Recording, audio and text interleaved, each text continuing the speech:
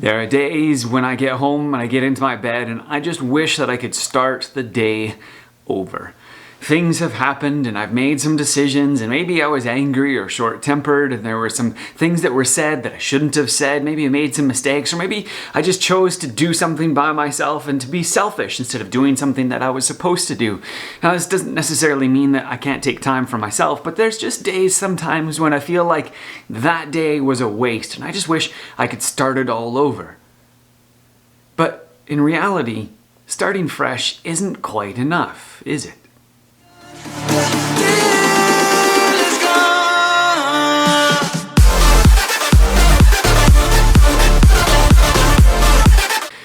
Now, the reason I say that is because in some ways we get to start fresh every day, but there's a lot of stuff that we kind of carry from one day to the next, and sometimes the things that we have done one day show up the next day. Like if I didn't do something on Monday, maybe I need to get to it on Tuesday. But there's still this sense in which even if you could start that day all over again and nothing had changed, maybe that day would be okay, but I'd probably make some mistakes somewhere down the line. The real problem isn't that I made a mistake and that I just need to fix that one mistake. The real problem actually lies somewhere inside, because there's a part of me that continues to fall for these kinds of temptations and continues to go in these particular ways.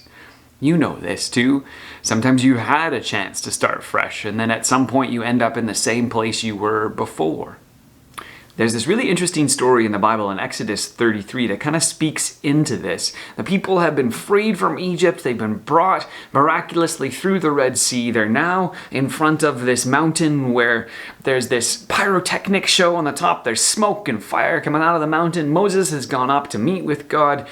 And after 40 days, they don't know what has happened to him, and they create an idol, and they say, this is the one that has led us out of Egypt. And then they worship that thing, and they celebrate, and they feast, and they do all kinds of things that they shouldn't be doing. And God, quite rightly, is angry with them. He's just rescued them, and he's still there, and there's still smoke and fire. It's only been 40 days. Like, how quickly can they walk away from him? And Moses pleads with God and asks God to forgive them. And God says, fine, yes, I will forgive them. I'm not going to punish them like they deserve. I'll forgive them, I'll give them another chance. And then he says, they should go. You should go to the place that I have promised to send you. But Moses says, you know what? If you don't go with us, then what's to distinguish us from everything else? What's to stop us from being any different than we were before? How can we be changed unless you go with us? And this is key and a core part of what we believe as Christians. And so, as radical as it might sound, forgiveness is not enough. Renewal is necessary. And that is what was promised to us by the gift of the Holy Spirit. This incredible gift that God comes and is and works within us to renew us, to actually make us a different person from Monday to Tuesday, from week to week, from year to year. So that not only do we get a fresh start where we're forgiven and we can try again, but we also have things shaped and changed within us so that when we try again, we don't fall into the same traps. And it's not our responsibility to just work hard and to make sure that we don't do it, but it's an ability to trust in the presence of God and the gift that He has given us, both in forgiveness and renewal.